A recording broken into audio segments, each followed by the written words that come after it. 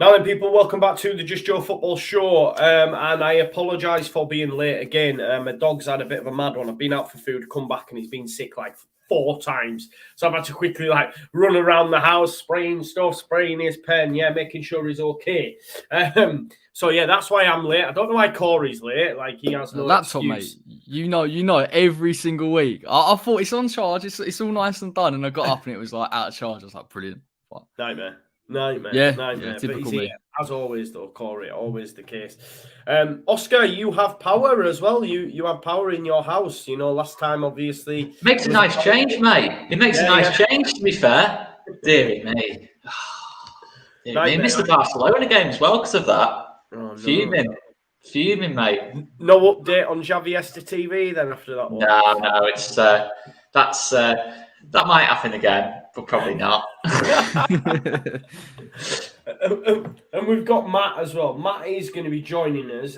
He sent me a message to say he's been called in for an emergency at work, and doesn't expect he'll be long, but will return. I think my Wi-Fi's just gone a bit dodgy as well, hasn't it? Have I gone all pixelated? My apologies. It's all right. It's probably an improvement, bro. It's probably an improvement. But to be fair, like Matt said, he's been called into an emergency, and I straight away was like thinking in my head, don't you work in stats? Like, what sort of emergencies have you been called into? It's like, I want to know what emergency this is. Like, at what point have they gone, oh, there's going to be a record broke. We need all the statos on the line quick. You know what I mean? And they're all like, oh my God. Get me Mo Salah's XG right now. Right now. Get me Mo Salah's XG. I know. I want to know in the comments, folks, what we think an emergency at somewhere like that will be. And we'll see what Matt says when he comes in. Like the video as well, if you could, please. More likes to get more views, etc. And make sure you follow the other lads' channels as well. Corey on his channel, Matt on his channel, and of course, Oscar over at All Leeds TV. Corey, how have you been, mate? You good week? Everything good? Yeah, sweet, mate. Other than the old Declan Rice news that's circulating at the minute. So, but it's no surprise. It's no surprise. I'm just disappointed that the timing of it. Obviously, journalists releasing it before a Europa League semi-final was a little bit silly. But what can you expect? He's a massive player. So any type of news they get, they're gonna sound it out, aren't they? But other than that, I'm all right personally. Yeah. I think deep down you're resigned to it, aren't you, bro? Do you think? Or are you thinking, maybe we get Champions League if we win it and then there's a chance? Well, I do think that if we got the Champions League, I do think he would be more committed to stay. But it's so interesting just to hear the narrative, because he's been offered allegedly, and I don't believe this, but a 200k a week, which would make him clearly our highest earner. Probably something that he deserves as well. He's been offered that at West Ham. Yeah. You got to try and keep him. Really, he's jewelling the crown. And he's concerned, and I do understand this, that the club aren't going to build in the summer and they can't match his ambition. And it's a tall order anyway for West Ham to do that. But it kind of puts the board in a bit of a sort of premise where they've got to go really and back West Ham and David Moyes in the summer, because when you've got players like Declan Rice, quite rightly, he's not going to stay around if you can't match it. So it's interesting. It's interesting to see the narrative isn't necessarily money, but more so ambition, which kind of, I think, fits with his character. That's who he is. I don't think he'd leave us in the lurch, but when you're of that ability, naturally you're going to start looking if you don't feel that you can kick on. But that's why Europa League's massive, mate. If we win that, then I do genuinely believe he'll stay around for a year. Yeah. I didn't think they'd have that 200 grand a week from West Ham's owners, man. Are they feeling all right? Do you know what I mean? Yeah, well, look, I think the big thing with them is they know they've got an asset on their hands, and I think the more you keep Declan, and I think that people have seen it this year, how he's improved as a player, the higher the price tag goes, that they're not silly. You know, they will. And my concern's always been that if you sold him for over 100 mil, they pocket half and give the other half to David Moyes. So they're protecting their asset. They have done that in the past. They gave Sam Allardyce a hefty chunk to keep us in the Premier League just because they knew how important it was for West Ham and getting to that Olympic Stadium. So they trust me. They got money stashed away. Like, it will come out in the wash one day, but they've got enough. It will come out in the wash one day. Love that. And Oscar, how have you been, mate? All right? It sounds like Corey's trying to start a conspiracy theory thing against West Ham owners to me. It will come out in the wash eventually. There's too much. Yeah, mate, good. Less so after last night, but if you don't check the results, they can't hurt you. But it's just, I just wanted to look at it. I didn't even look during the game what the score was. Didn't watch the game. Just looked at the end and thought, oh, no. But it is what it is. Burnley or Everton, we're always going to win the odd game. There is only one game Burnley have won. We've got to remember that. And it has made the challenge harder for us. I'm not going to deny that. We're not going to beat around the bush there. But yeah, mate, still good.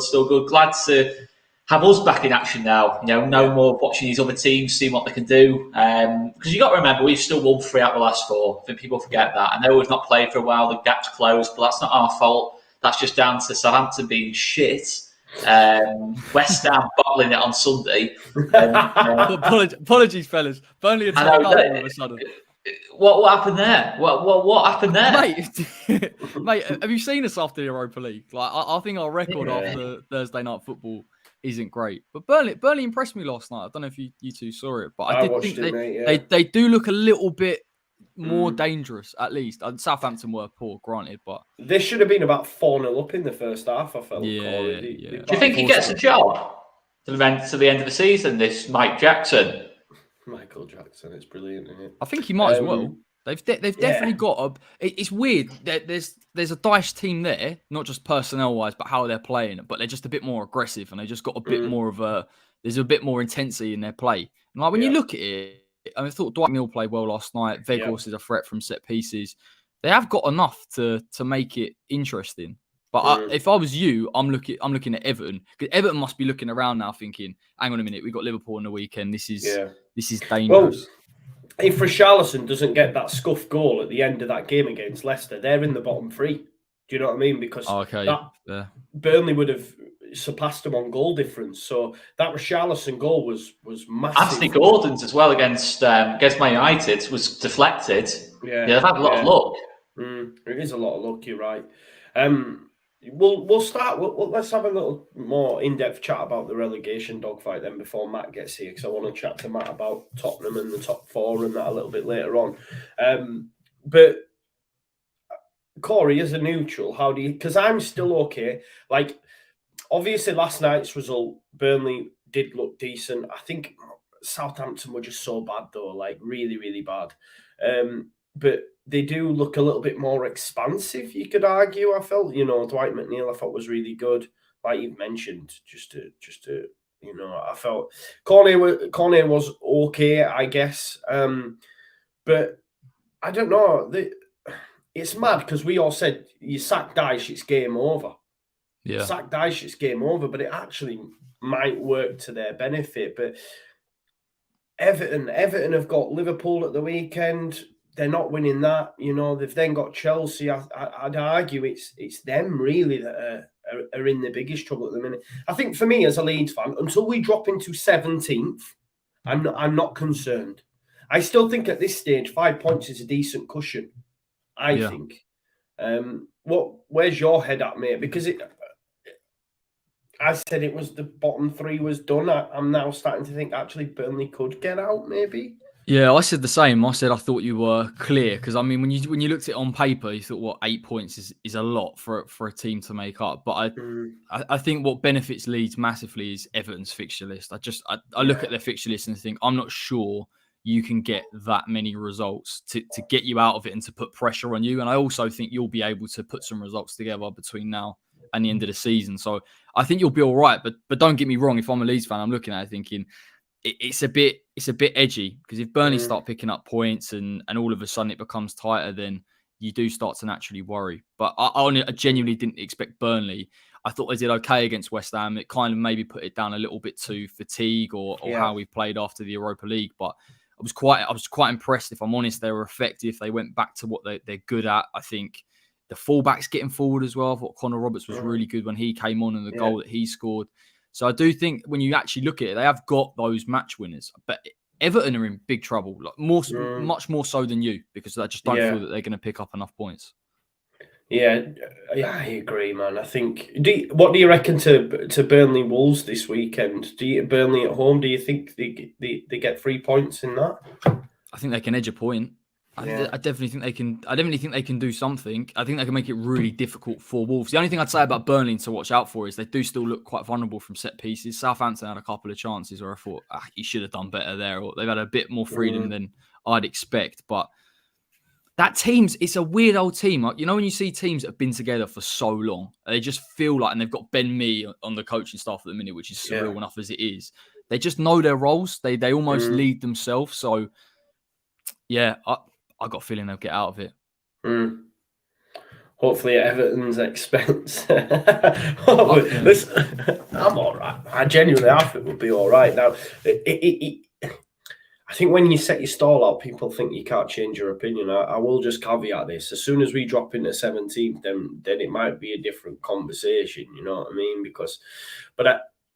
Look, someone messaged me earlier and asked, look, how many do you see us getting over the next 4? Because after Palace, Leeds play City, Arsenal, Chelsea. So that's really tough, 4 fixtures. But my answer to that person, I felt like a player, Oscar. I went, 1 game at a time. 1 game at a time. Because I thought, let me just deal with Palace first, right? If we get a win against Palace, then them other 3, I'm relaxed. Because we've got another gap. But if, say, for example, this weekend, Everton, I know this may be famous last words, but they're not getting nothing this weekend. But let's say Burnley get a win against Wolves, and then we lose against Palace. It is then like, oh, no, because now we've got City next on the 30th, and you're like, well, you're not winning against them because they're going for the title, Yeah, no, there's that. What I will say, just start with Burnley. I think obviously Burnley, they are more on the front foot, but they've got to win games now. Draws aren't enough for them, so they've got to play more expansively to try and create chances for Cornet and Weghorst and get McNeil more involved, higher up the pitch, all these bits and pieces. But I just think with Burnley, it's almost by default because I think Collins, to be fair, Nathan Collins at centre back has had an unreal, certainly against West Ham, the West Ham game I saw. But he gets the goal last night. Mashuni had a decent enough game last night, considering the kept clean sheet. All of a sudden, you look at him and think he's probably better than Ben Mee, in all honesty. And he's been on the bench all season. So, and then obviously you've got Roberts coming in for Matt Lowton. These kind of things, you're thinking, you know what, they kind of refresh things a little bit, Burnley. And they've got that new manager bounce in a weird kind of way. But it depends what they do, Burnley. Whether they might go in for a Nuno, Sam Allardyce, whoever. I still think they might be looking at another manager. Do you think they'll change it though? Now having got 4 points, if they beat Wolves on Sunday, then probably not. I wouldn't have thought so. And look, that Wolves game, they'll probably be looking at and thinking we fancy that. But at the same time, I still think Wolves have got enough in them to. You'd have to say quality wise, man for man, Wolves have still got the better team. Wolves are still up there. They've still got that chance of the top 7, so they've still got something to play for. You know what I mean? I still see them dominating the ball, forcing Burnley back. It's just, can they score? Wolves are a little bit unreliable in that sense. But yeah, in terms of Everton, I think they're going to get absolutely battered by Liverpool, to be honest with you. I think all this talk of it being a Merseyside derby, form goes out the window. Not for me. I think this is going to be as bad for Everton as what it was for Man United. I just don't see how, especially the way that front three's playing. Although I do think Klopp might rest one of them. I think Jota might come in, but that's hardly a massive downgrade, is it? He's the second top scorer in the league. So I'm confident Liverpool will do the business there. But for us, we've got a tough one on Monday night. There's no getting around that. Palace away is one of the toughest away games in the league. I've always felt that. I think it's a really tough place to go. So it's going to be a difficult game. And look, if the results do swing and we're going into that City game and it's tighter, then it is going to be a bit more nervy. But what I will say is that we've seen Brighton beat Arsenal, Brighton beat Tottenham, Southampton beat Arsenal. We've seen results all over the place, and I certainly look at like Chelsea and that lot, where their heads will be at by that time of season when we play them, because I think we play Chelsea on the 11th, and they have the cup final on the 15th. They will rest players for that cup final because that's the only thing they have to play for now. So you've got to think about little bits and pieces like that. Arsenal will be under massive pressure. I think Arsenal will get the top 4. That's a totally different discussion. But we've seen that young team. It's had some dodgy results. You don't know. It's difficult to say. Who'd have said after the Aston Villa game we'd get 10 points from the next 6? 10 points from the next 4. It's crazy. So I still think we're good enough. I still think we've got the quality on the pitch. Calvin coming back is massive. all right. For sure, that's a big blow, but I still think Calvin coming in, big plus in that sense. The players have had another 2 weeks to get used to Jesse Marsh's system, so I'm not panicking too much. I think if I was Everton, as Corey said, as you said as well, mate, you'd be more nervous. I think Everton are really just about scraping through the games, and that's at home. This is supposed to be where Everton have been really good, and to be honest with you, I don't think they've been that good there at home either. But yeah, I will look. Everton have got good quality at the top end of the pitch, but I still look at that Everton team and think they're going to concede goals. They're going to concede goals. The lack of leader at the back, the decision to sell Dean was an absolute disaster for them. I'm not complaining at all. It's been an absolute disaster for him, that decision. Yeah, it's mad as well, and just as a Leeds fan perspective as well, like we genuinely don't know how Jesse Marsh is going to fare against the top coaches in the league as well. We know, I guess, when you, I hate doing this because I love him, but under Bielsa, there was a case of sometimes we just knew that he was going to go for it regardless of opposition, and you know, like that City game, for example, the way the season had gone, we would probably be on the end of a hiding. Although, you know, last season we did catch them cold and we beat them, you know, when they were down to 10 men. But I think this season you'd have argued, looking at these fixtures, thinking, whereas with Marsh, it's a bit of an unknown quantity. How will he take on, you know, the Chelsea, the City and the Arsenal game? So we just don't know, you know. He might shut up shop. I don't know. We genuinely don't know. Do you know what I mean? I don't think so. I think he'll still go. If you look at what he's done at Leipzig and Salzburg, I think will be on the front foot in those games. I think it's the way he works. I think he's similar to Bielsa in a sense, but the big difference for me is the man-to-man marking versus the zonal. I think it translates better in those kind of games, the zonal stuff, but it's hard to say, mate, because what I will say is City, in between playing us, have got Real Madrid away and at home. So that's going to take a lot out of them, to be honest with you. I still think with City, it might sound mad saying this, they want to win both, obviously, but I still think for City, the Champions League is the absolute priority. Absolute priority for City. I think if they are going to make rest and rotate players, it might well be that game against us away from home. They might put an Ake in there instead of Laporte. Yeah, we saw the difference that made. They might put a Fernandinho in instead of Rodri. Still good players, but you saw the difference just in that Liverpool game in the Cup versus the league. You know, when they drop the best players, sometimes it might be a little bit more difficult, especially under that press. Yeah, that Liverpool performance was different. Yeah, no, I know that. But I'm just saying, if they do rotate, you've seen there is a big drop-off actually at City. I think certainly at the back, there's a big drop-off. Zinchenko as well. Zinchenko versus Cancelo. Big difference there. Yeah. Decent players, but still a big difference in quality. That's me being super, super positive, by the way. I'm not saying we're by any means the favourites against City, but that's just me being super positive. I love it. Oscar being super positive. I love it. Ake, where are you at? Where are you at, Nathan Ake? But it's interesting. It's interesting you say that though, because I know, like, I feel like Leeds will be able to put together a performance against one of those sides. And you look at Chelsea's current form and the type of goals that they're conceding, that will kind of fit in with the narrative that Leeds could go and not necessarily cause an upset and get a win, but a draw. And I know it kind of feels like at this point you just want a clean win. 3 points, you're out of the way. But if you pick up points from those games you don't expect, that little bit of breathing space is going to be massive. Yeah, and that's the thing, isn't it, mate? I think the fact that we've got a cushion. You know, I had someone tell me last night that Burnley could conceivably win 5 out of their last 6 games. Now I understand, right? No, I know, bro. This is the thing, right? We can all do that. No, well, this is what I'm saying, because I was like, right.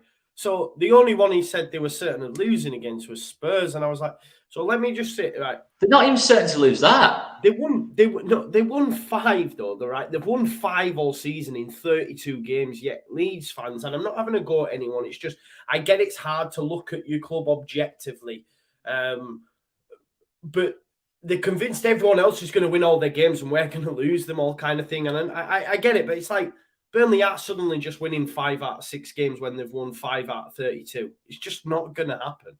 You know, they've got Villa twice, they've got Leicester, they've got some tough games, they've got Spurs. You know, I don't know.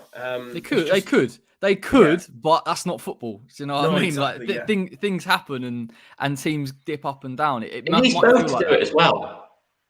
You know, if one does it, if Burnley go on a mad run and Everton don't, we're fine. Yeah, That's the thing. You got to remember, both teams have got to put a better run together, a far better run points per game wise than what they've done so far this season. If it was just one, then if you look, you go back to 2 years ago when Leeds are top of the table, West Brom are second, Brentford are third, and that lot. You're in a similar kind of situation again where we've got that team, Everton, who are like the West Brom, sandwiched in between, and everyone's worrying about Brentford, but I'm saying, let's not panic too much. And I think it's a similar kind of situation. I'd be interested what the points difference was, with 5-6 games to go. I think I don't think it'd be that far off. So I'm not. If it was us in 17th, as you say, Joe, that's when I start to. Yeah, that's when I worry.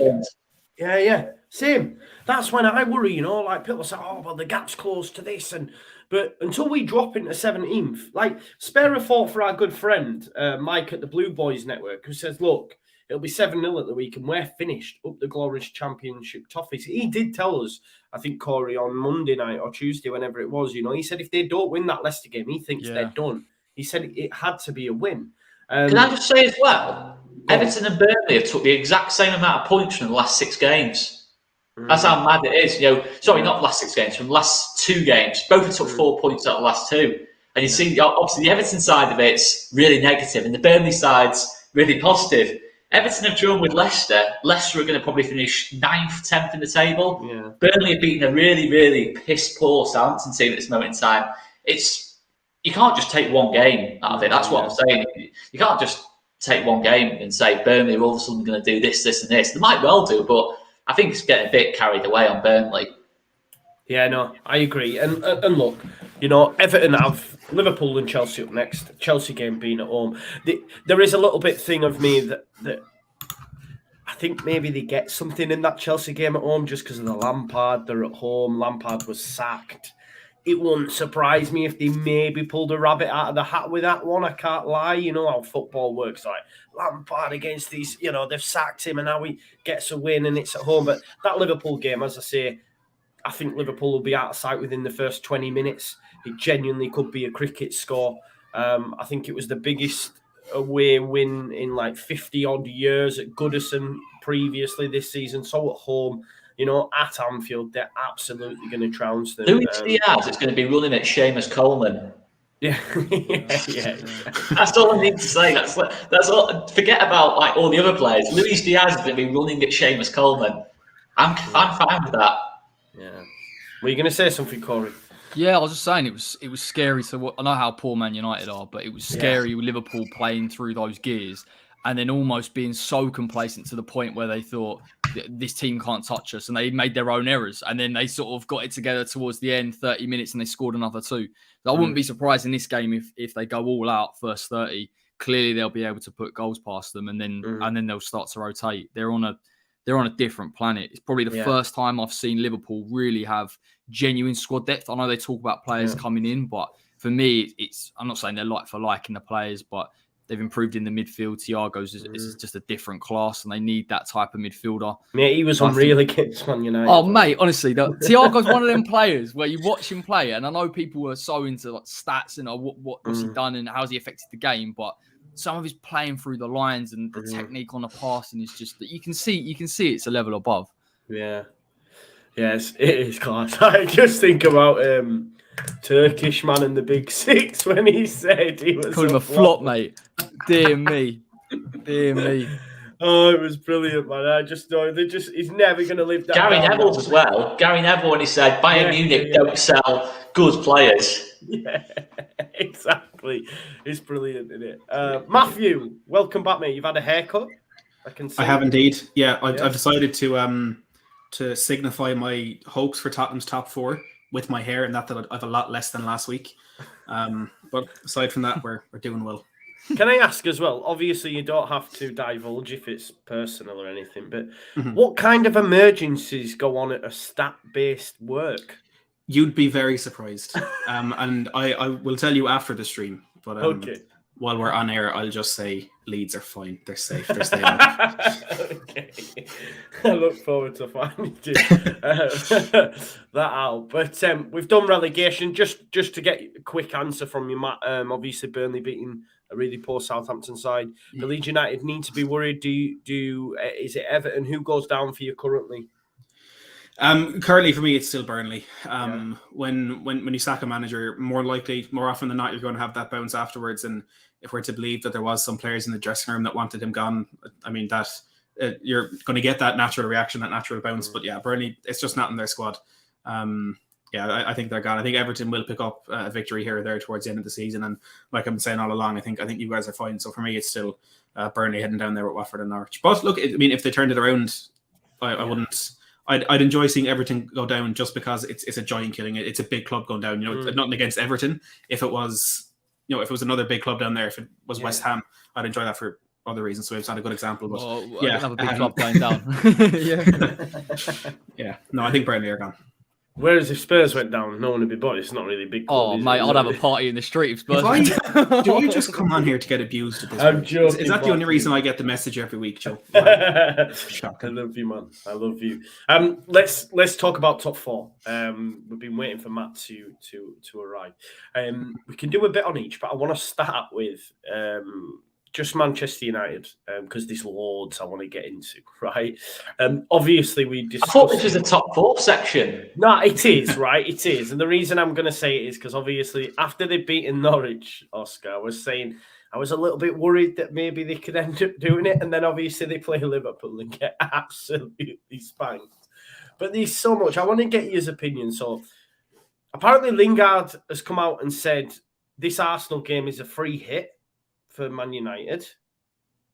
That's mad. Like that is insane. So the voice of a player that is leaving in the summer. Yeah, exactly. It's been a free hit for Lingard all season. Doesn't really matter. For him to say it's a free hit is mental. Like, it's mad.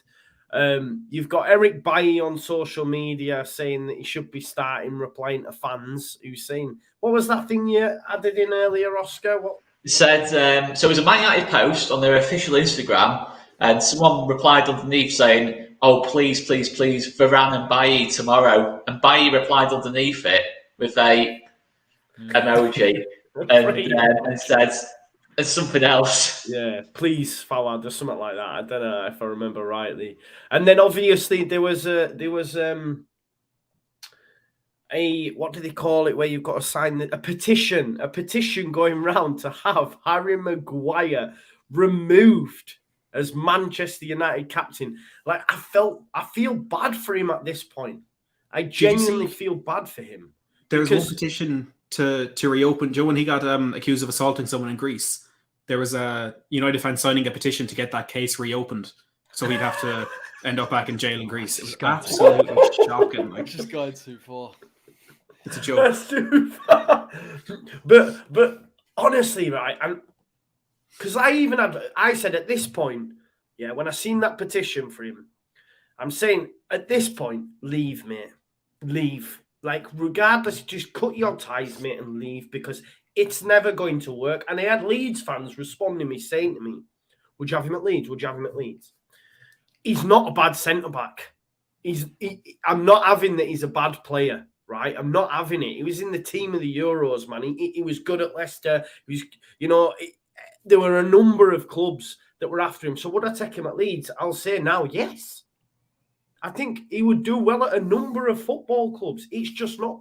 Can you imagine, right, going into work on a daily basis, right, knowing that everyone who, I don't know, buys your groceries from you hates your guts? Like, I'm just trying to put it into a context that we might.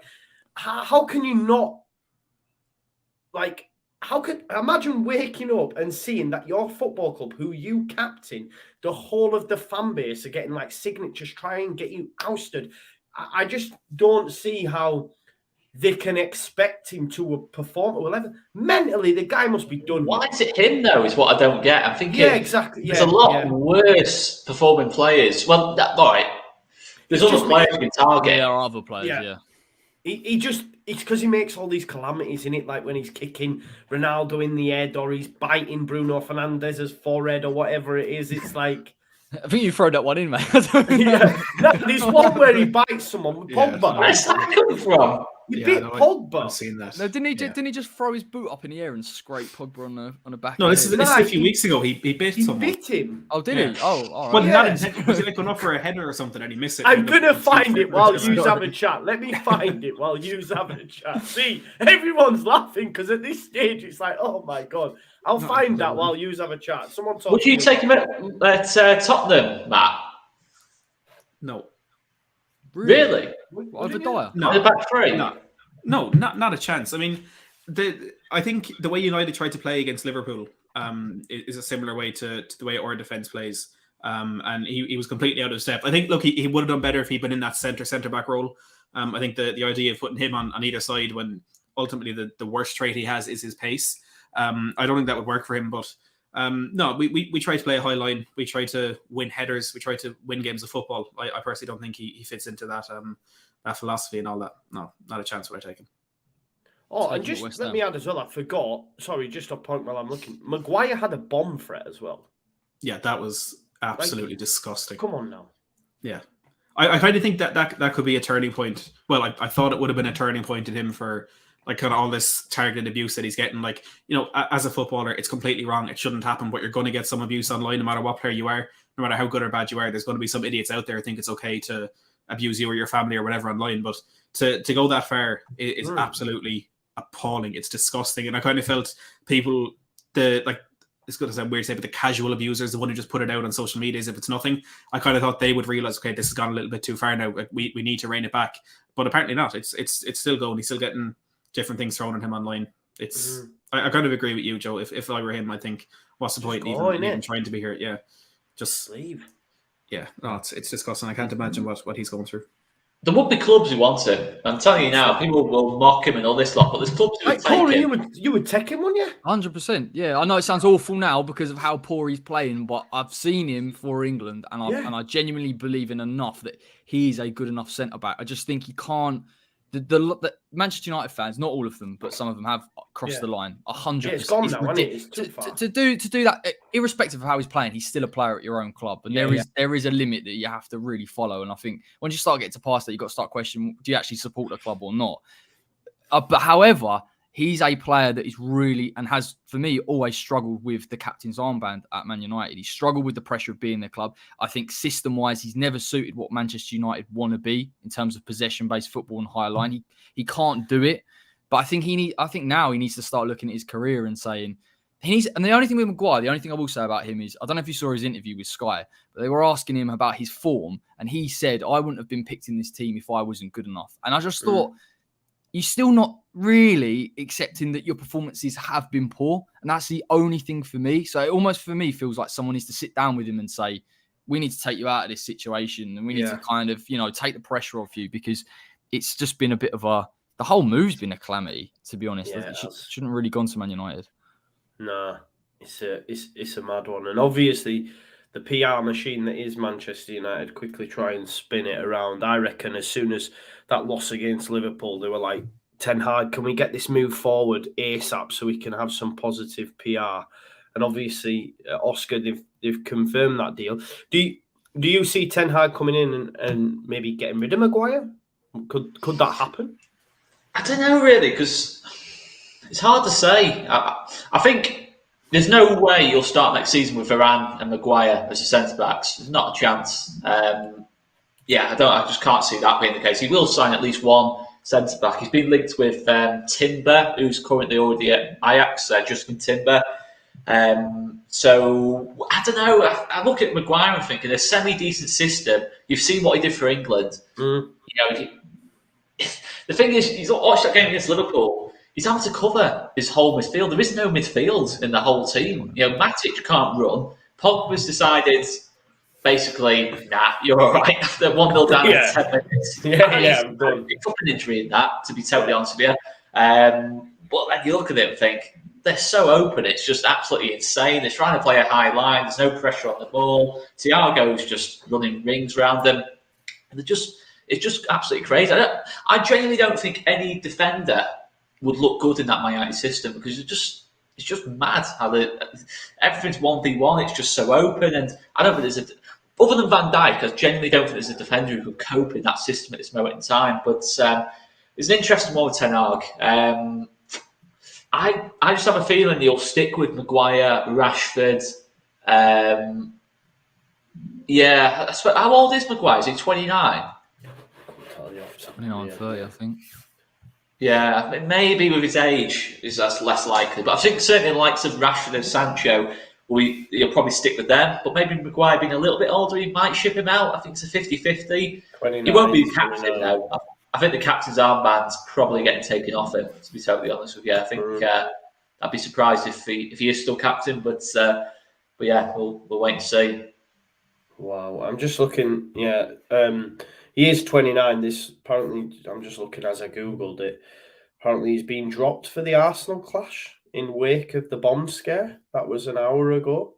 So apparently they've dropped him for the Arsenal clash. It would be mad to think if Harry Maguire was dropped and he doesn't get the captaincy, it sort of worked, which is really bad. Do you know what I mean? Like, I don't know how you feel about that. Sets a bad precedent, doesn't it? Yeah, really. Yeah, definitely. Other clubs thinking we know what Arsenal fans are like. If Arsenal get beat tomorrow, I don't know who'd they start on tomorrow. Eddie Nketiah, something. I don't know. Yeah. You know what Arsenal fans are like. Yeah, it's mad, isn't it? I think they're probably dropping him for his own welfare, though. I mean, it's not. I don't think if they were going to drop him based on performances, even if it's just out of morals and not letting those fans think they've won, I think they'd have to keep him in the team. But I think it's a case of there's no way he's in the right headspace at the moment to play football. With this stuff that's going on, whether he wants to, is another question. But I think them, whatever outlet that was using the word dropped, is just looking for their kind of what's the word, that headline that kind of jumps out at you and the one that seems more severe than it is. But I would assume if he's not starting, I don't think he'll be in the squad at all. And it could just be some time for him to just kind of get his head together and stuff like that, which if he needs, that wouldn't be too surprising. And he certainly deserves the chance to come back from this for sure. Yeah, no, for sure. I heard it'll be really bad, but I listened to Football Weekly and Max Rushton said this is going to be really bad, but he said, is Ten Hag's enough? Do they need more? Oh, God, I hate stuff like that, man. It just sends I sent it to my mate and he was like, that is a bad joke, but I really enjoyed it. He's got a massive job, isn't he, Ten Hag? Like, that's really not as good as a coach as I think he is. The only thing for me is when Man United fans were talking about it, they were saying, is Poch or Ten Hag? And I kind of thought Poch because he's used to working under those restraints at somewhere like Spurs, whereas Ten Hag, for me, needs everything that he's asking for. But I suppose if you're a Man United fan, you're looking at it, some of the things that he's coming out and saying, like he's quite happy to be strict with what he wants from a player. And I think that's what they need. Whatever style he brings on, however long it takes, that performance against Liverpool can't happen again, because that's the worst Man United team I've ever seen. I've not seen a team perform like that. So if they can just get that enthusiasm back in the players to start following the system. And listen, it's the first time in a while they've had a proper coach. Like, I'm not being disrespectful, but Ollie wasn't. So they need someone again to kind of lead those players. For sure. And apparently 200 million, Corey, in the summer. What do you think they need? I know they keep being linked to Calvin Phillips. I think I've seen something Matt had done as well on Calvin. He seems to be the one that a lot of clubs are looking at. Yeah, he won't go to Manchester United. I can't see it for the life of me. But it's not just him. I think it'll be Basuma. I think a number 6, Declan Rice. They'll all be in that mould, and that's something that they've been crying out for a long time. And he has got players to work with. Don't get me wrong. I think he has got players like Sancho. I think Rashford's redeemable. I know he's so poor at the minute, but he is. But I think a 6, an 8, maybe you got Donny van der Beek coming back to the club. That's going to be huge for them. So you're getting a player back that you should have had.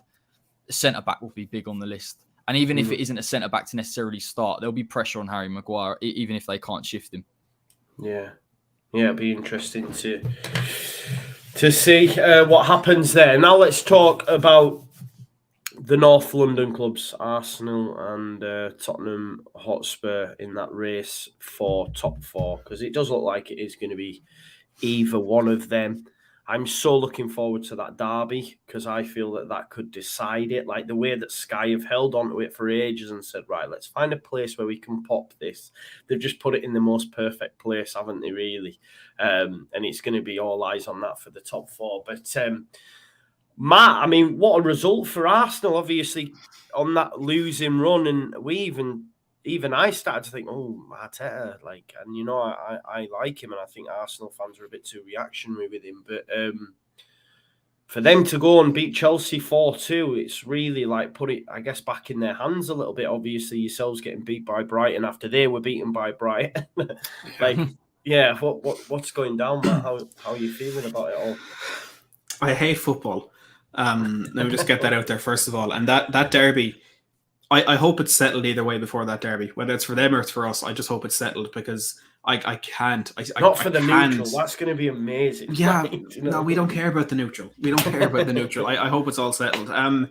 Look, last weekend was a massive setback. I kind of said after the game against Brighton when we lost that if we had drawn it, it wouldn't have been the worst thing in the world because in a roundabout way, if you look at it, in the game against Brighton, we would have gained a point against Arsenal. It's like where you would have expected us both to beat them. If they'd lost and we'd won, that's a point that probably we wouldn't have expected to pick up in those couple of games, if that makes sense.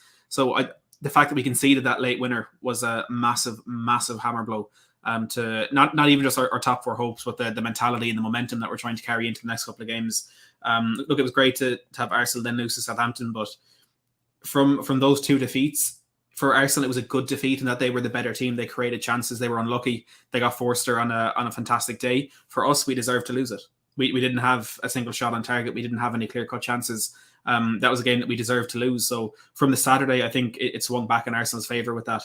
And then that game on Wednesday, Chelsea-Arsenal, was one of the lowest quality games I've seen of top teams in the Premier League, and I don't know how long. Like the defending in that game, Ramsdale for that first goal, you have to save that. In the first half, Arsenal were giving the ball away as if it was nothing. It was as they were in training, they were playing attackers against defenders, and the coach said, right, give it back to them. They were losing the ball for fun. It was such a bizarre one to watch. Again, for the neutral, an extremely entertaining game, but there are Tottenham fans with their conspiracy theories out there that Chelsea lost on purpose because they don't want Tottenham to get top 4. I don't agree with that.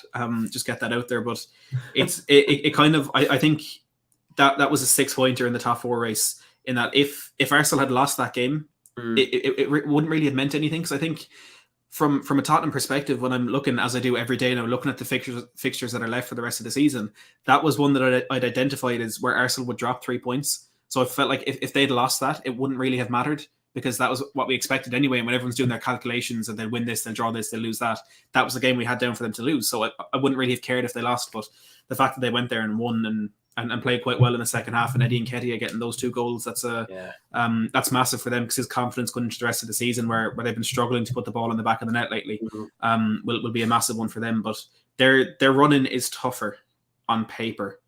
But looking even immediately to this weekend, I'd rather be at home to United than away to Brentford, to be perfectly honest with you. Yeah. And there's quite a few reasons why I think we'll really struggle to get a result at Brentford tomorrow. Yeah, not least obviously Christian Eriksen. It's that whole midfield, to be honest. Yeah. Do you see the stat I tweeted out earlier? They so since in the last 14 games, when Brentford have started Janelt, Norgard, and Eriksen together, they've got 15 points out of 15. When those 3 haven't started, they've got 1 point out of 27. So that midfield is absolutely massive to them. And we lost that game against Brighton in the midfield. Bentancur and Højbjerg, for whatever reason, just weren't at it.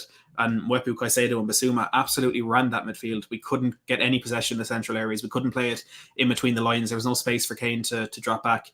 And I said it the other day, the worst part about that is when Brighton were flooding those central areas and really nullifying that main threat that we had, that's where you'd expect the likes of Emerson on the right and Reguilon onto the left to really get into the game and affect things from wider areas. But they couldn't, because Cucurella and Lamptey were just so good out there as well. So we really could not find a weak point in that Brighton team. And the fact that our midfield is where they found the weak point, and now we're coming up against a team who have a midfield that has completely transformed their season, that's terrifying to me. And of course, Eriksen is going to score. That's not even like the game starting 1-0 to Brentford. He's absolutely going to put the ball in the back of the net. That just makes things even more difficult. Now that we know, I guess now that the big clubs as well know that Eriksen's fixed, if you could say, is there a chance he rocks up at Spurs with Conte? This is a difficult one to try and predict because look, he had the best times of his career at Tottenham. He won his most recent league title with Conte at Inter Milan. It seems like a match made in heaven, and it seems like a no-brainer, I suppose, for all parties because he's playing unbelievably at Brentford. With all due respect to Brentford, he's playing at a higher level than that team around him. But things were quite sour when he left Tottenham, and for the last 12, 18 months of his time, he'd down tools. He didn't really care. He was just he was trying to see out his contract. And there's even a bit in the Amazon documentary where Daniel Levy is talking to Christian Eriksen, and there's something. I think he asks how much money are Inter offering you, and he says, I don't care about the money. Like, that doesn't matter to me. I just want to leave Tottenham. And like, it was so clear how much he wanted to get out of there. So I think from a Tottenham perspective, I know we're definitely interested in the player. It's definitely a move we're going to try and get done this summer. But from an Eriksen perspective, I think there's a lot of convincing to be done there. And if he gets an offer from another team high up in the Premier League, which it would surprise me if he didn't, whether it's a Man United and to go there with Erik Ten Hag, I think that's an offer he'd accept first. But I'm not sure if it's the right signing for Tottenham anyway. I'd love to see it for the whole nostalgia and the kind of love side of it, but logically, tactically, I don't think it's a move that would work out. Cool, nice one, mate. Corey, do you agree with Matt? Would you rather beat Arsenal this weekend playing Man United than Spurs? Brentford? Yeah, I do. Brentford are they've done a job on us twice this season, so I know how good they are, and I've seen them do it to a couple of teams. I think the biggest thing that Spurs may struggle against is trying to break down Brentford when they're compact. To be honest, as a team, they do it so well in that midfield three. And now they've got Eriksen to join in the link, and Mbeumo and Tony as well. I think they've become almost different players really with Eriksen in and around them. So yeah, definitely that's a tough fixture. I think Arsenal will look at Manchester United now a little bit. I mean, they're kind of on their holidays, really. United, they don't even really look like they want to go for the top four, even though it was there. So yeah, I think you'd rather be Arsenal, and fair play to Arsenal, by the way, because I know Chelsea are in a bit of a poor run of form at home, but they played really well that second half, and Nketiah took his goal as well. So yeah. Is Nketiah the answer for you, mate, or does he still leave Arsenal in the season? I think he still leaves, to be honest. I think maybe if they wanted to keep him around for another year, to be honest, the way that Arteta's set up this squad, it does feel like he's happy for Nketiah and Lacazette to go and to just have a complete refresh of the striking options. Ask me who they want in as a striker, no idea as a profile. There's so many names being banded around. I couldn't tell you what he's after, but that's what I mean. It's quite fair play to Nketiah. He's come in against a club that's released him. He knows he's leaving at the end of the season. I didn't know about Chelsea releasing him, I didn't know that. I thought he'd always been at Arsenal. I mean, you'll know better than me. I think West Ham have been linked with Nketiah as well, but I always feel that I don't know enough about his all-round game for me to feel like he's a long-term player at Arsenal. Yeah. Thoughts, Oscar? I think short-term, I think Nketiah is a better option than Lacazette. I will say that. I still think you look at the way Ødegaard, Smith Rowe and Saka combines behind the striker. I think that has to be the three. And for me, I think Martinelli should go up front. I think you can get those four on the pitch at the same time. I think Arsenal have got a real chance. It's a difficult one with Arsenal because I think people have got to remember the injuries they've got. Like, they started at Chelsea with Rob Holding at centre-back, Ben White's playing right-back, Elneny's just suddenly come in for his first game, I think almost his first start of the season. Did very well, I will caveat.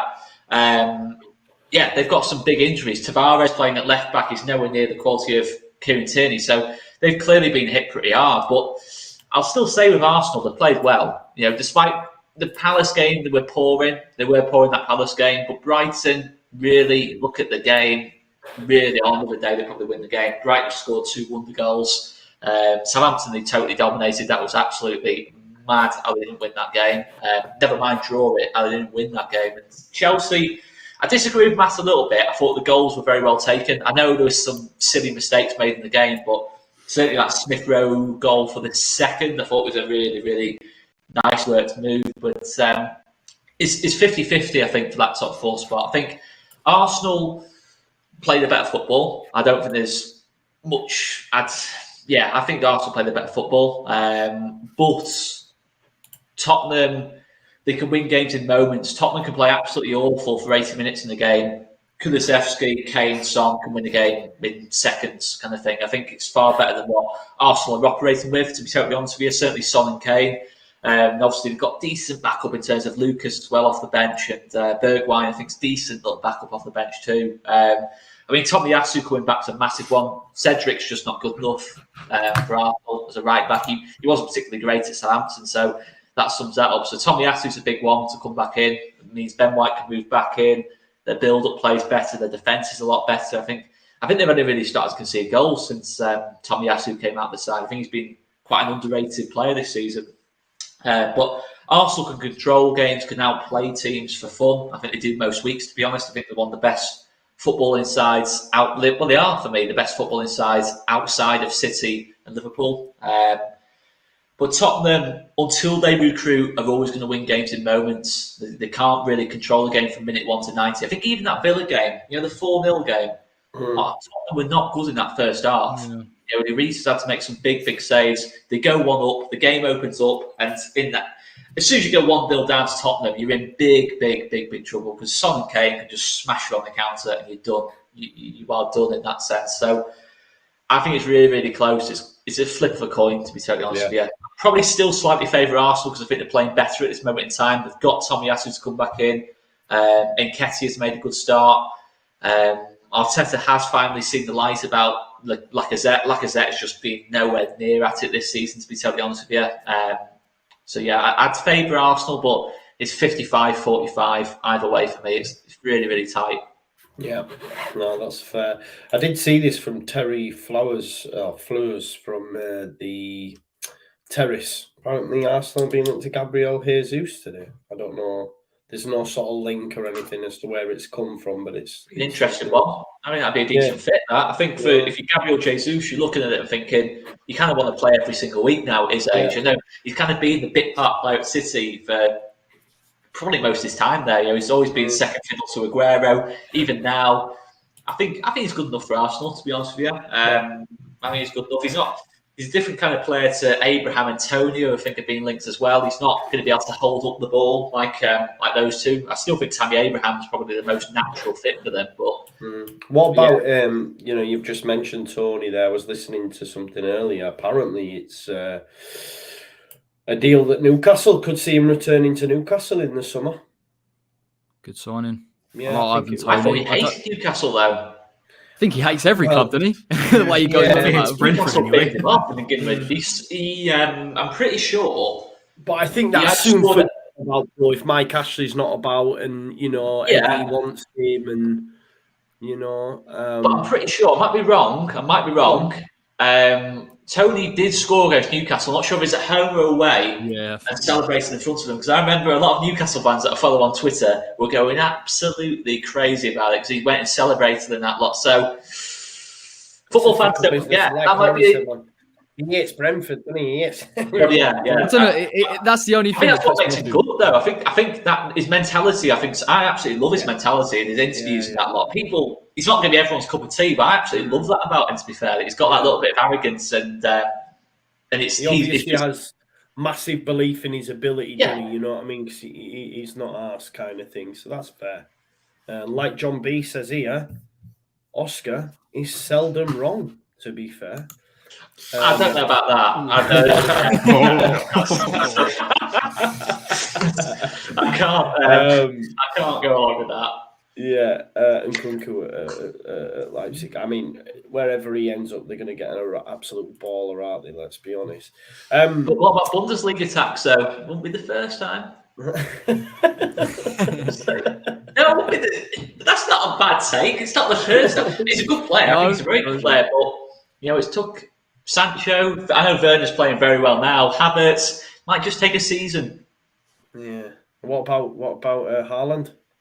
Take a season or what? One game? He transcends the tax. He's not like 15 and 5 in the Champions League. He's what though, bro? Like I've listened to so many podcasts this week. So I've been doing a lot of walking in preparation for the Gary Speed walk, right? And I just like that. I love listening to podcasts. And there is so many journalists or so many people trying to like bring up this counter narrative, like saying, "Oh, it might not work." It's such a I just trying to overthink things. It is quite simple. Erling Haaland is Absolutely. It's like saying Kylian Mbappe might not work at Madrid. And this is one of the examples given, and I'll fire this at you, Oscar, because you are like a Barca fan. What about Zlatan? When he rocked up at Barca with Pep and it didn't work out there, did it? Haaland is the complete package. Ibra's never had Haaland's pace. He's literally... You look at Van Dijk. Van Dijk is the perfect build for a centre-back. He's massive. He's 6'5", strong, fast. He's outpacing people like Sterling against Liverpool. Haaland is the striker version of Van Dijk for me. I think he can't fail for me. I just can't. You're looking at De Bruyne. Like if you built a striker, you would build Haaland. Is that what you're saying? Yes. If you're thinking of your dream striker, you're building Haaland. He's got speed. He can hold the ball up. He's I was going to say, you're not building Sadio Mane. Not Origi. I'm not having this immature conversation. Erling Haaland will be a massive success at Man City. There is no way around that. I think Ibrahimovic it was a different kind of kettle of fish, that really. I mean, do you not think they have similar attitudes? Are you not worried? Like, I'm not saying you're worried, but like, just reading Zlatan's autobiography, and they're not allowed to turn at Barca. I don't know what it's like at City, but they had to all turn up in the same cars and all that stuff. And Zlatan had enough and turned up in his Ferrari and started doing donuts in the thing and stuff. Like, do you not think Haaland could have a little bit of that attitude about him as well? Like, I can't say too much here, but this is in the know. This is actually in the know stuff. Okay. Haaland, outside of interviews, is a very, very different person. Okay. This is a character in the interviews. Yeah. Honestly, he's acting in the thing. He's done. I can tell you off there. I'll tell you off there. But he's done some unbelievable things. In terms of the charity. Erling Haaland. He is down to earth. His dad has actually done a really, really good job for him keeping him down to earth. I can see. He's obviously watched Zlatan's interviews. In terms of he's obviously watched all that and he's thinking, okay, I'm going to put a persona on that. He's still got 100% belief in his ability. I'm not saying that, but I'm saying in terms of with his teammates, I think I cannot see anything other than someone that the players absolutely love, kind of thing. Even KDB in his interviews can go on the side of being a little bit arrogant, but I don't think anyone's got anything bad in terms of KDB's personality to say. He has said a couple of things. I think even once KDB had a pop at Pep's tactics. I think if you go back through the archives. So I just can't see how it goes wrong for Haaland. No. The Turley spot on here. The only question mark on Haaland's is injury records. That's it.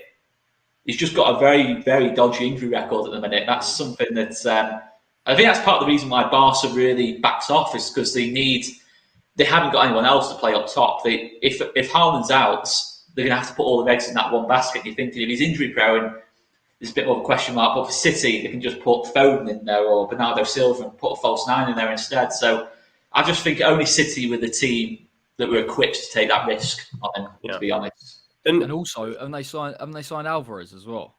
Yeah, that's true. This will be the first time. I can't believe we're even saying this, but City will have genuine other striking options, depth in that department, and they can fall back on the false line. So maybe they just feel comfortable in the fact that even if he has got niggly injuries, someone can come in. Corey, how do you feel about it? Because I know you've said before it's a bit of a cheat code and City will dominate. For me, I'm happy that it's happening and I'm happy that he's gone to City because I don't mind City just personally. If he'd have gone like a Man United or whatever, then nah, not for me. But the fact is he's gone there, and he's gone there when, for a long time, players like him would only ever go to Spain. Do you know what I mean? It's nice to see them. I'd love Mbappe to come to that's not going to happen. He's going to go to Spain, but the other one is Haaland, and he's going to come to the Prem, which I think's great for me personally. Someone put up a tweet the other day and they were saying Tuchel, Ten Hag, Conte, Guardiola, Klopp, like the whole Prem. And it does work in cycles, don't get me wrong. I remember 2008-9 where English teams were just in the Champions League semi-finals and it was the place to be. But I think that plays a part of it. I think because the Premier League has got such good coaches and because the level is so high that now a lot of these top players, the Madrids aside and the Barca's aside, because they still carry that weight of name, they're willing to come over. And for me, I feel Haaland We know he's got Raiola as an agent. I don't think he's going to be in England for too long. I think he'll still have room to manoeuvre and maybe move to a Madrid or a Barca later down the line. But it's nice. It is nice. It's not going to be nice watching him when you're trying to line up against him and he's at the London Stadium next year. But yeah, he's a freak. He's an absolute monster. His finishing technique is just different level, and he'll adapt. And he's that one piece of the jigsaw that they genuinely just need, and they'll have options. So yeah, I'll be excited to see what it does. He's the only player in the world, I think, at this moment in time. Looking at all the players coming through, who can stop Kylian Mbappe dominating football for me in terms of being the next Messi or Ronaldo. I personally, I don't think there's anyone else who can challenge Mbappe out. He's not as technically gifted as Mbappe, but just in terms of pure speed, his finishing, his all-round game, he's the only player for me who can take on Mbappe, I think. Matt, how does it make you feel? Obviously, imagine how it makes Harry feel. Mr. Harry Kane. Now he must be thinking, oh, for God's sake. Yeah. What's the mood around the Spurs camp with the news that Haaland looks like he's going to see? It's good. It means Harry Kane stays, because ultimately, if you're looking at the other options, he's not going to go abroad. His ultimate goal is to score at least 261 goals in the Premier League just to beat that Shearer record. He wants to win a Premier League. Obviously, of course he does. He's English. But City obviously isn't going to happen with Haaland and with Alvarez. I was a bit skeptical about whether or not it would happen this summer anyway, because he's 29 now, had a bad start to the season, has those injuries that he's escaped so far this year, but could always come back. Liverpool is the only other team I think there could be a chance there for him to go. Because what about Man United?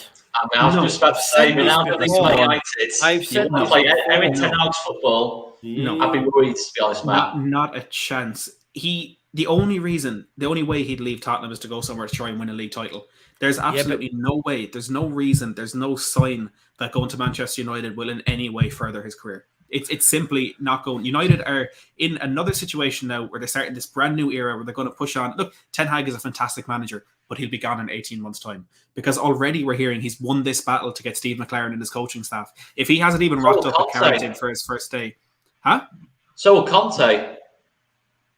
What do you mean? Conte will be gone in 18 months. Yeah, no, we know that. We're joking. I think Conte will be a success, but I just don't see it that him and Levy lasting 18 months. No, but that's what I'm saying. If Harry Kane leaves Tottenham and goes to Manchester United, he's leaving one situation to join an identical version of it. Because Ten Hag hasn't even rocked up at Carrington, and he's already having disagreements with the board, and the board are already trying to fight him on stuff. And I saw one report that said both the board and Erik Ten Hag have been given the power of veto. So in any decision that needs to be made, if they disagree, it doesn't happen. And that's absolutely ridiculous. If you're getting a manager like Ten Hag, and he's going to be gone in 18 months, because there'll be a disagreement, or he won't have the squad that he needs, or they'll keep players that should go. And it's just a cycle for Man United that we've seen since Ferguson left. And there's absolutely no way Harry Kane looks at that and thinks maybe it's a better situation than Tottenham, but it's not a situation where he can actually go to the next level of his career that he wants. For Harry Kane right now, it's either be a one club man, and go on and smash records at Tottenham, which he's absolutely going to smash if he stays there. And he can become an absolute club legend, the greatest player ever to put on the Tottenham jersey. Or he can go somewhere to a Man City like it looked like last year, or maybe a Liverpool, and go and win a league title there. What if Lukaku? No, what if Lukaku leaves Chelsea? What if Lukaku leaves Chelsea? And Chelsea are not far off. I think he will. Yeah, no, that to me feels like a move that he wouldn't make. Why not? It's weird to say after what happened last summer, but I think people have been following you two on social media. Get out of here. Leave. Sorry, no, don't leave. We need to talk about this. We do need to talk about this. Oscar, go ahead. State your case. Well, I'm going to put the kettle on. I'm not being Get funny. the popcorn out, son. Get the popcorn out, Corey. What is the best front three in the world at this moment in time? Excuse me. Quite obvious. Excuse me, didn't you say a week ago that Kane, Son and Kulusevski were the best front three in the Premier League at the moment? No. I never said that. I said you're going to get incredible viewing numbers. Premier League with that front three is what I said, Matthew. You said unequivocally, you 100% said Kane, Son and Kulusevski. I did not say that. Joe, your viewing numbers are going to skyrocket tonight. I'm finding that and I'm tweeting it. You 100%, no doubt in my mind, you said that. 100%. Pretty sure I said Kulusevski, Kane and Son. Which I think, by the way, Matt, is an absolutely exceptional front three. And I will continue to say Harry Kane is an exceptional footballer. And I don't know where any narrative that have said Harry Kane's not a good player is. Although we did say, start of the season, I'm not sure if Kane can get up to the levels he was at before. He has done. Absolutely fair play to him. Mm-hmm. Conte's done a really good man-management job on him. But for me, I just look at Mane at the minute and just think, he's just doing unbelievable things. He's genuinely just doing unbelievable things. I look at the way that whole Liverpool front three functions. I just think he's got everything to his game. I think on the ball, Kane's probably got that little bit more quality. But I think in terms of physically, what Mane can do, getting up and down the pitch, pressing, for me, that's what I look at as an all-round package. that really was like. me guessing. When you said getting up and down the pitch and Matt went, what does that even mean? And I explained to Matt what I meant by that, and he didn't reply. Why didn't you reply, Matt? No, listen. You said Sadio Mane, even though he's only been playing centre forward for 2 months, is better than Kane. You can't possibly say that someone who has played in that role, perfected that role, and become one of the best in the world at that role isn't as good as a guy who's just started playing it, who's just become a centre forward. Why does that matter, though? Mane, because he doesn't have the experience, he doesn't have the knowledge of what Harry Kane has in that position. Sadio Mane doesn't have the experience. Is an incredible football player of playing centre forward. Mane is an exceptional football player. There's no doubt about that. But Kane, arguably, is the best centre forward in the world right now. No, there's absolutely Matt, arguably. Karim Benzema scored that's true.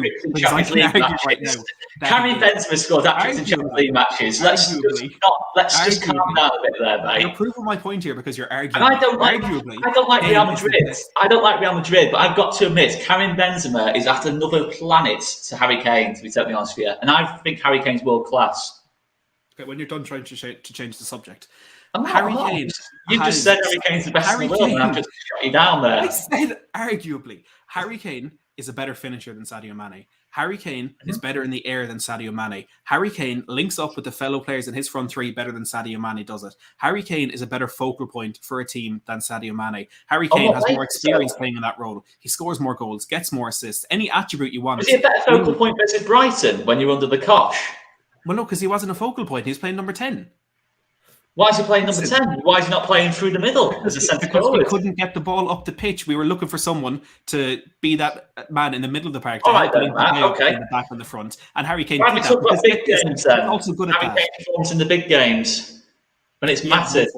Woeful. Appalling. He's been our worst player in the cup finals I've seen. That's got to count for something. But Sadio Mane. Look at every cup final we've made it to with Harry Kane in our team. Look at every title we've half challenged for with Harry Kane in our team. Tell me that happens without Kane. It absolutely does not. Will Liverpool be where they are right now without Sadio Mane? More than likely, they'd be damn close to it. No chance. Sadio Mane. Yeah. Diaz, Firmino, Salah. You think they wouldn't be close to where they are? Diaz only turned up 2 minutes ago. So I don't know why I bring up Luis Diaz when Liverpool won the Champions League before he even turned up. I don't really get what you're going at on there. But look, I get your point. I get your point in terms of Mane's not played there a long time. But I'm just looking purely at what Sadio Mane's doing right now. Right now, I think he's a better player than Harry Kane. Would Jurgen Klopp swap Sadio Mane and Harry Kane? Well, no, that's not a relevant point at all because they play different roles within their teams. That's like asking. Or the second best team in the world is Liverpool. Would he swap Mane and Kane? I don't think he would. No. Well, would Antonio Conte swap Harry Kane for Sadio Mane? Would Antonio Conte swap Harry Kane for Sadio Mane? Maybe not, but Liverpool are better than Tottenham. Oh my god! Oh my god! Do you know what? The one way I think we can settle this, right, is just put Divock Origi in front for both teams. Oh, he's better than both. They'll both win Champions League, and that's Oscar. This is absolutely ridiculous.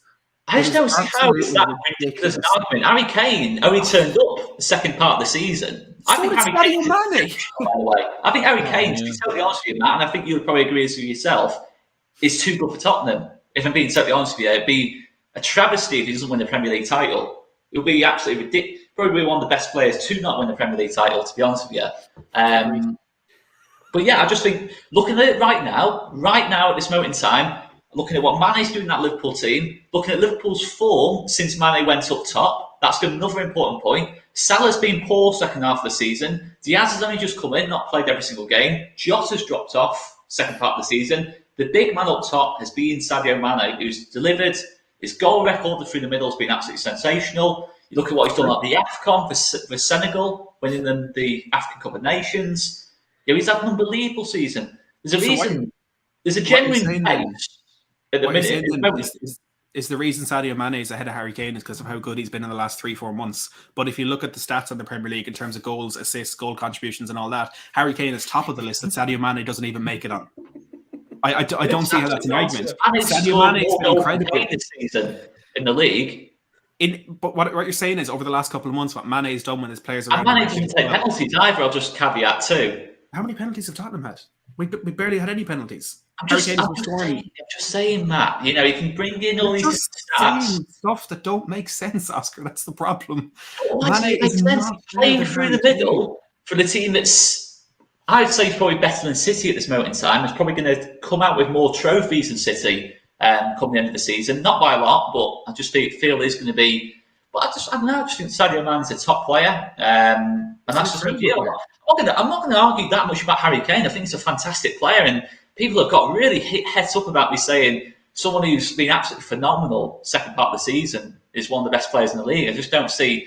No one's annoyed about that. That's about big games, Matt. You keep ignoring my point about big games. Mane's playing Liverpool when they're massively under the cosh. Okay, the performance against Man City all round last week was phenomenal. His performance in the big game against Man United, phenomenal.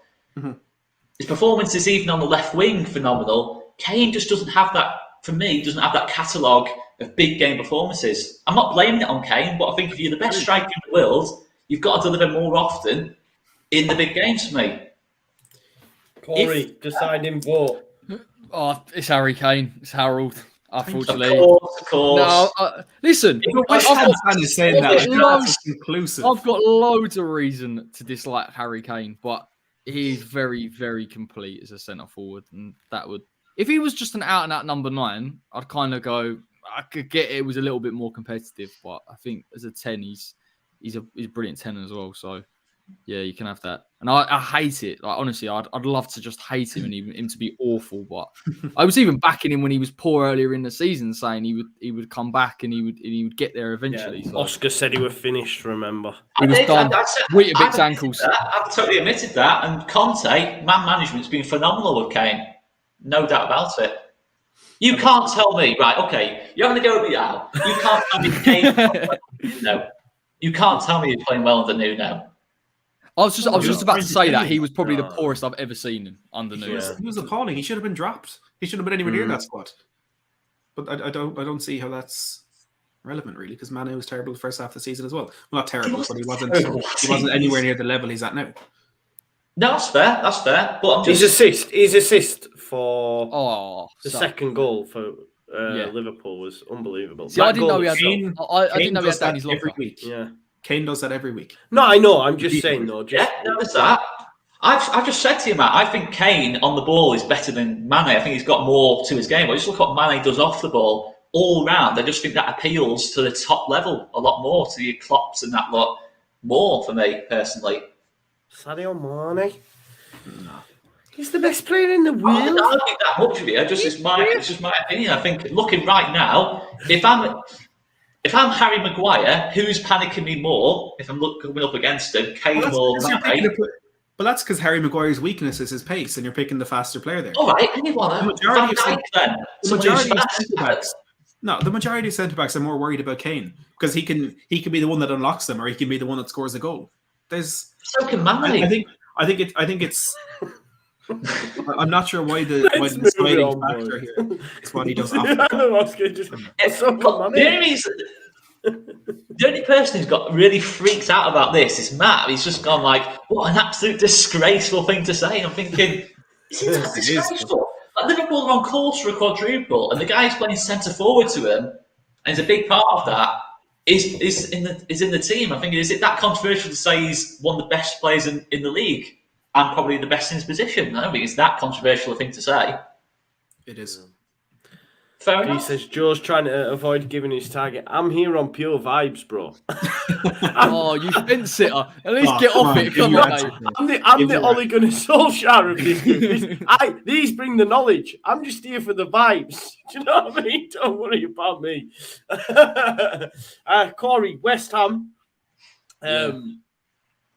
Are you even asked about this game against Chelsea, considering you're going to be playing in a... Yeah. Are you asked, even though you're going to be playing in the Europa League? I appreciate that. It's probably the one time I think in the next 2 weeks we're going to be able to play or have a team that's had a week's rest and go into it. And I still think whilst I am getting very, very close to saying just chuck the kitchen sink at the Europa League, if we could just nick a point away, I still think it'd be important, just purely because Wolves are behind us. Like you say, they got Burnley on the weekend. If they get a win, I think they go level on points with us. So we need to be really guaranteeing European football next season, or at least put ourselves in a good position. The big one is Arsenal, because that's the one I would be happy to say rotate. And that will, of course, depend on what happens on the first leg. But I think Chelsea, we still need to go in and be relative competitive. I think I think it's a chance to see how we're going to look without Diop, without Zuma, without Ogbonna. We've only got Dawson as our first choice centre-back. So, Moisey, mate. Well, Diop picked up an injury against Burnley. I think it's something to do with his ankle. Zuma was out previously against Brentford. He got an injury in that game, and obviously Ogbonna's been out long-term. So, it is a bit touch and go as to whether we can get any of them back. I think someone said Zuma's now training. Ogbonna's training, but's been out since November. But I just think indefinitely, at least for the Chelsea game, we're probably going to see a back three. And it's probably either going to be made up of our under-23 captain. That'll be his debut, which I think is a massive occasion to come into. And I'm not sure how we'd be able to deal with that. Or it's a back three of Creswell as a left-sided centre-back and Ben Johnson as a right-sided centre-back, which balance-wise might not work out. And I've always been a massive advocate for playing a 4-2-3-1 over a back five because it gives you an extra midfield player. And in some of these bigger games, it's really helped us. But if we have to do that just to see it through, fine. But I'm dubious of putting an under-23 against Frankfurt in a Europa League set. It's just not. That's just not the occasion to do it. But we'll just see anyway. It's a bit of a tester, just a bit of an insight into probably how we're going to look on Thursday. But yeah, you are right. Don't get me wrong. It's in the back of my mind. It's just Arsenal's the one where I'm going. Ordinarily, if we were out of it, we've got to throw the kitchen sink at that. But let's throw the kitchen sink at Frankfurt. Can I just make Matt happy now and kind of set the cat amongst the pigeons? I actually prefer Son to Mane and Kane, to be totally honest with you. Where is this come from? I'll take your Kane, but I'll give you Son. But I genuinely do think Son is just, dear me, what a player. I'll accept that, but I'll still say you were wrong initially. But that's a happy. But I'm looking back at the streams in the last couple of weeks to find where he said we have the best front three, because he definitely did, and I'll find it. And then we tweeted everywhere. I'll just caveat. What will you caveat? If I did say that, I don't think it did. Oh, right. You just said, I will just caveat, and then nothing else. Get a bit carried away from time to time. I'm thinking I may well have said that. No, you 100% said that. I think I'm on the right stream. I don't think he did. I think he said, I didn't want to chime in here because it's a debate between you two, but I think he said that front three could win the Premier League. Thank you, Corey. I think I did say that. And I was like, I said that. Yeah. What I have at the moment is you saying if City had our front three against Liverpool, they would have won 6-3. So I think I'm on the right stream. That's what I said. I'll find it though, don't worry. I was going to say, your front three is better than City's. Yeah, if City had Spurs' front three, they'd win the league or something like that, wasn't it? Yeah, it was the win the league thing, wasn't it? Yeah. And Spurs can still win the league with that front three if they sort the rest of the team out. Yeah. Okay. That's a big ask, though. I'm pretty sure that's what I said. No, Oscar, do West Ham win the Europa League now your Barcelona have been knocked out by Frankfurt? Do you want to give us the lowdown on Frankfurt? I don't know much about them, mate. Don't underestimate Frankfurt, though, but I still think it's a weird one for Barcelona, that game against Frankfurt. They conceded a penalty after a minute, and then Frankfurt were able to just sit in and hit him on the counter. I think they're very much a team that's game management's very, very good from Frankfurt. I think some really decent players in that Frankfurt team as well. One whose name has totally escaped my mind, Kostic. Kostic, I think, is a really decent player. So I won't underestimate him too much, but I definitely fancy West Ham over 2 legs. I just think West Ham, the way Moyes has set them up, has been absolutely spot on. I just think it's been absolutely spot on. I just think over 2 legs, they're more streetwise than this Barcelona team. Barcelona's team's still very, very young. West Ham's is the total opposite. West Ham are throwing all their eggs in that Europa League basket, and understandably so, because the prize is absolutely massive, not just in terms of the trophy, the chance to get in the Champions League, the chance to keep Declan Rice. And for me, they definitely beat Rangers in the final, and they probably beat Leipzig. I really do think I'd back West Ham to win it now. Champions of Europe, you'll never sing that. I'll tell you what, though, the police, is it in Seville, the final, Corey? Yeah. The police in Seville, I won't demonetise Joe's video, they are panicking about a Rangers West Ham final. I tell you that much. They are panicking because that'll be absolute chaos. There was trouble actually when I think Frankfurt played Betis and we played Sevilla, and there were trouble with Frankfurt's fans. So I am a bit dubious of it going off on Thursday. Like, I definitely feel that there's going to be something that happens. We got pretty nasty. Corey front and centre with his hammers. Barcelona at Frankfurt. Yeah, outside Stratford Station. Yeah, that's enough from you lot. That's enough. It's our time. Yeah, Rangers will take the whole of Scotland. Well, one half of Scotland as well. They're 50% of it. Right, just before we finish, lads, because we've gone way longer than I expected, but we always enjoy our chats, don't we? It's Matt getting upset about everything's my fault. Everything's my fault for mentioning it and throwing the credence. I'd forgot about it, and then when I seen it, I was like, we'll have to do this now. I am never, ever going to tweet about a Tottenham player ever again because Matt. You can't help yourself, bro. I'm happy with that. I'm happy with that. Dear me. Let's have some winners. Arsenal, Man United, Oscar. Who wins? Unless Arsenal really mess it up, it's going to be a pretty heavy Arsenal win, I think. I really fancy Arsenal pretty comfortable there. I don't see Man United scoring, to be honest. If Tommy Asu's playing as well, that back line looks a lot stronger. 3-0 Arsenal. Wow. Yeah, that's a big shock for me. I think Smith Rowe against what will be Matic in midfield and Ødegaard and Smith Rowe, the way they combine is, I don't know why Arteta doesn't play them on the pitch more often, to be honest. I think those two have got such a really good understanding. But 3-0, pretty comfortable Arsenal. Wow. Matt, thoughts? Yeah, Arsenal are going to win it, aren't they? I don't think it'll be as comfortable as 3-0. I think, look, United, for professional footballs, it really shouldn't matter, but they know who they're trying to impress now. They know what manager they have to try and show they're good enough to be in that team next season. It's playground stuff that may actually affect their mentality and their performance. I think it will. But they're just terrible at football. Their tactics are non-existent. The effort is gone. They're just really bad. And it's insulting to me as a Tottenham fan that we're actually on that level as well. You know, we're similar amount of points and stuff like that. But yeah, I think Arsenal, they've had their bad patch. And I said it a couple of weeks ago. I think the momentum for us came at the wrong time, came too early, and their bad form came at the right time to kind of coincide with that. And I think they'll turn it around now, and I think they win this. Maybe we go 2-0. Corey? Yeah, I think Arsenal win it. I think it will be a bit closer. I think it'll be 2-1. But I just, I watched them properly against Chelsea, and I think Saka's a major part of the way that they play as well. I just think Saka coming in off that right-hand side, Smith Rowe and Ødegaard positions that they pick up. I just think they've got enough to hurt a back four that at the minute just looks completely outsourced. The only way that it will throw Arsenal off is if Manchester United do what they do against Liverpool and just stand like statues and they don't press and they don't do anything, and all of a sudden the space doesn't appear. But I just think that front three, even a front four with Nketiah, is good enough to hurt Man United. Will Ronaldo play this game? I think he's been back in training. I think he's back in training on Wednesday. Gives him a chance to get that first goal or maybe sit in. I will say that, but I just don't see how Man United are going to get the ball through the lines and pass at Arsenal press, because the midfield is just shockingly bad. Yeah, it'll be interesting. I don't know. I'm not convinced it'll be as cut and dry as that. I don't know. 0-0. How does that sound? Boring, doesn't it? Can you see him keeping a clean sheet? I'd take that. Huh? Can you see Man United keeping a clean sheet? I suppose De Gea's just got it in. So. That's why I said 0-0, bro.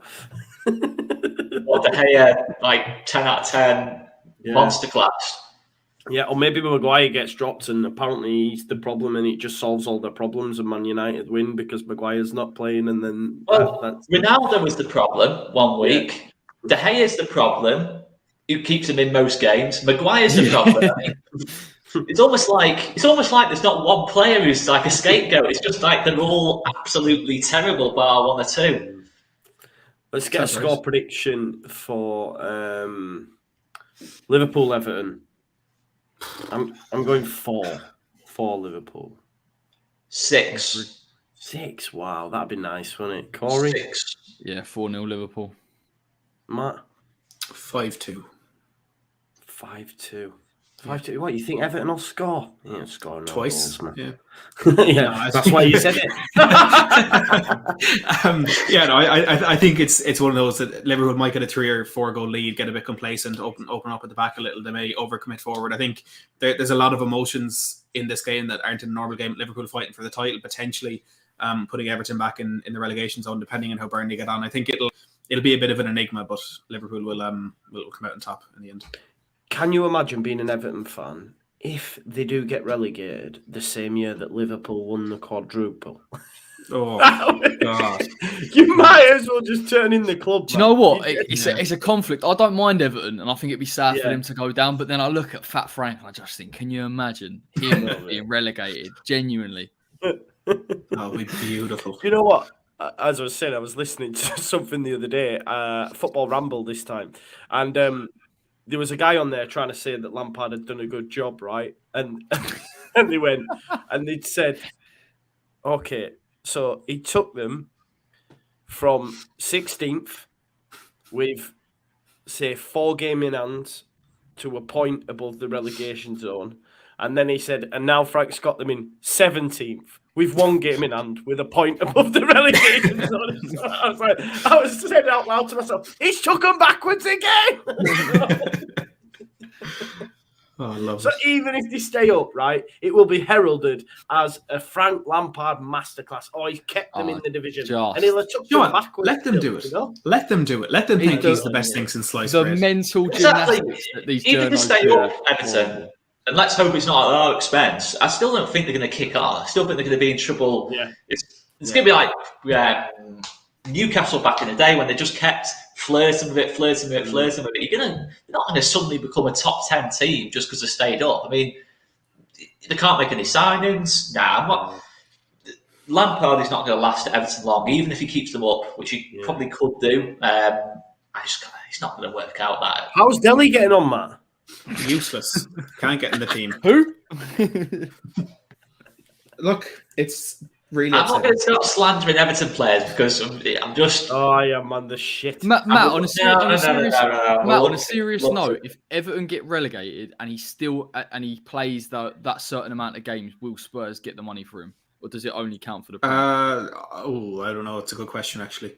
I assume it's just appearances. I don't think there's any way that this ends up being a free transfer. I think surely Daniel Levy is too smart that he has something in that deal where we get some amount of money out of it. But I don't know if those appearances are purely Premier League based. I'm terrified if they are. But yeah, no, I'm not sure on that, I have to say. Interesting. Yeah, it's not really worked out as it is. Quite funny actually, because I believe that Lampard took the job on the provisions that Delhi and Van der Beek could come in, and then they've come in, and then neither they can't get in the team. Yeah. Did you see the video? Yeah, go on. Go on. I was going to say, did you see the video of when Dele Alli signed, and it's like he's walking into the Everton training ground, and he's Frank Lampard, and they like clap hands. He's like, "We did it." Yeah. Oh, it's look. I love Dele Alli. Did what?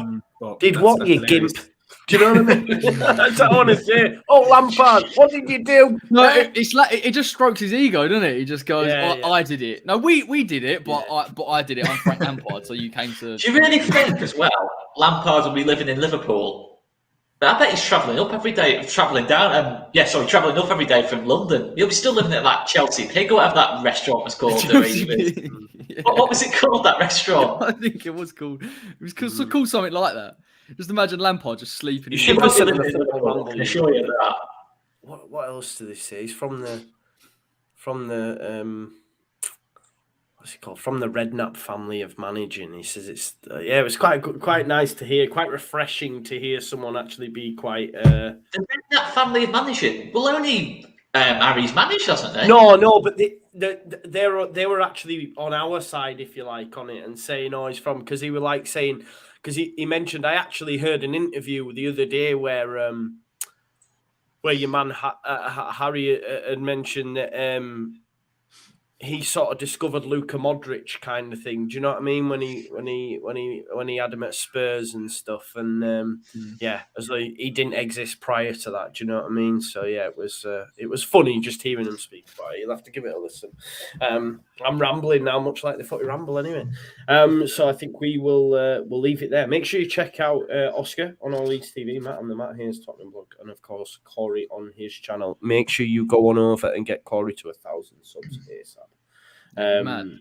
Yeah, I've got quite a decent views after we won that Europa League game. So yeah, it's been good.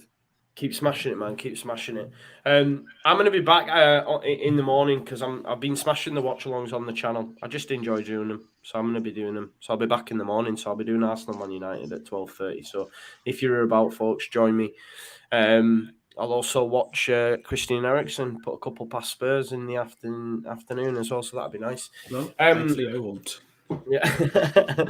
You'll be dealing with emergencies at the stats centre, won't you? hopefully not emergencies, Joe, but yeah, I'll be there. Oh, thanks. Listen, thanks as always for watching, everyone. Follow the lads, and we will see you next week. Bye now.